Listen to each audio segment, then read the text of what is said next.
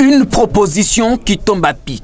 Pendant que la classe politique s'interroge sur l'opportunité ou non du dialogue, Steve Mikayi évite lui de parler problème. L'opposant travailliste préfère s'ériger en solution. Devant l'impasse du processus électoral et le désaccord qu'il engendre, le porte-parole de l'opposition citoyenne réfléchit à tue-tête sur l'après-dialogue. Il faut toujours un dialogue et une transition pour retrouver l'état normal des choses. Citons l'exemple du Burundi, de la République centrafricaine, du Burkina Faso et même de la RDC en 2003.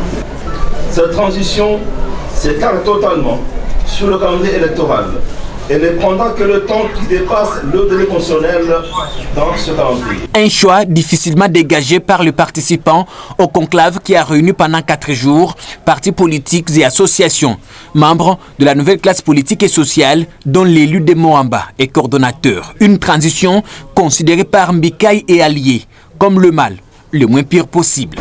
À l'issue du dialogue, nous proposons une transition dont la durée est déterminée par le temps minimal nécessaire pour préparer et organiser un cycle électoral complet des élections de la base au sommet.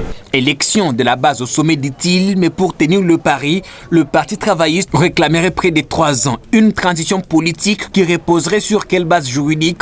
Steve Mikayi a sa formule magique. Partant de la divergence de l'article 70 de notre Constitution, une convention constitutionnelle doit être négociée pour éviter de toucher à la Constitution et de l'énerver.